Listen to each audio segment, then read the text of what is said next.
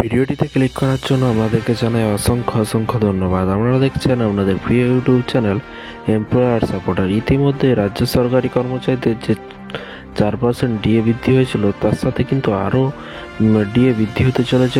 ভিডিওটি সম্পূর্ণ দেখবেন। চ্যানেলে যারা এই ভিডিওটি প্রথম দেখছেন, অবশ্যই চ্যানেলটিকে সাবস্ক্রাইব করে পাশে থাকা বেল আইকনটিতে প্রেস করে রাখবেন পরবর্তী নতুন আপডেট পাওয়ার জন্য। তো ফ্রেন্ডস, এখানে বলা হয়েছে 4% ডিএ বৃদ্ধি কেন্দ্রীয় সরকারি কর্মচারীদের জানুয়ারি মাসের 1 তারিখ থেকে কিন্তু কার্যকর হবে। তো ফ্রেন্ডস, কেন্দ্রীয় সরকারি কর্মচারীদের ডিএ কি আবার বৃদ্ধি হলো? কি বলা হয়েছে ভিডিওটি সম্পূর্ণ দেখলে বুঝতে পারবেন।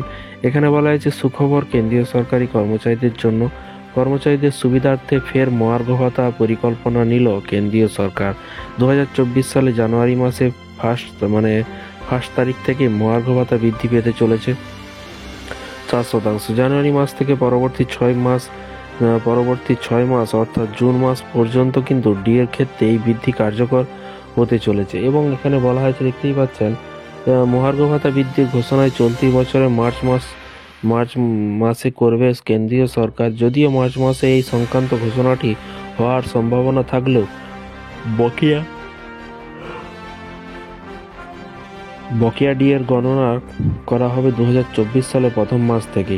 সূত্রের খবর, অল ইন্ডিয়া কনজিউমার প্রাইস ইন্ডেক্সের ফর ইন্ডাস্ট্রিয়াল ওয়ার্কার বা এআইসিপিআই ইন্ডেক্স 139.1% পৌঁছানোর কারণে কিন্তু 4% মহার্ঘ ভাতা বৃদ্ধির সিদ্ধান্ত গ্রহণ করেছে কেন্দ্র। নতুন করে 4% মহার্ঘ ভাতা বৃদ্ধি হলে মহার্ঘ ভাতার পরিমাণ বেড়ে দাঁড়াবে কিন্তু 50%।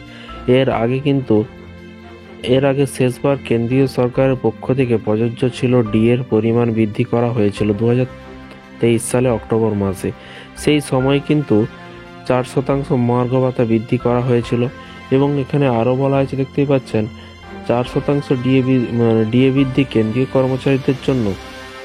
কর্মচারীদের জানুয়ারি মাসে 1 তারিখ থেকে কিন্তু কার্যকর হয়েছে। 2023 সালে জুলাই মাসে 1 তারিখ 4% মহার্ঘ ভাতা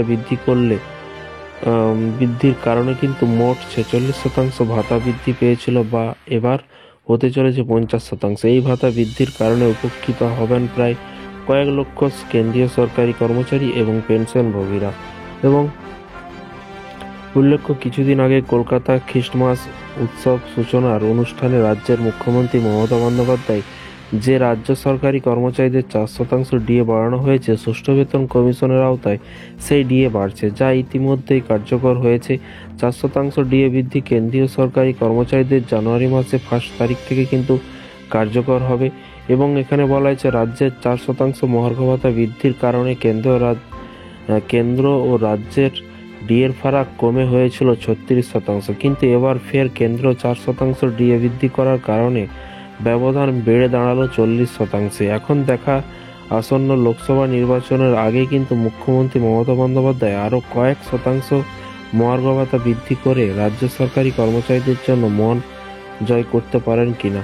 তো ফ্রেন্ডস, বিষয়টি বুঝতে পারলেন। এই ছিল আজকে একটি ছোট্ট আপডেট। এই ধরনের প্রতিদিন সরকারি কর্মচারীদের আপডেট পাওয়ার জন্য অবশ্যই এমপ্লয়ার সাপোর্টার ইউটিউব চ্যানেলটিকে সাবস্ক্রাইব করে পাশে থাকা বেল আইকনটিতে প্রেস করে রাখবেন। থ্যাংক ইউ ভিডিওটি এতক্ষণ দেখার জন্য।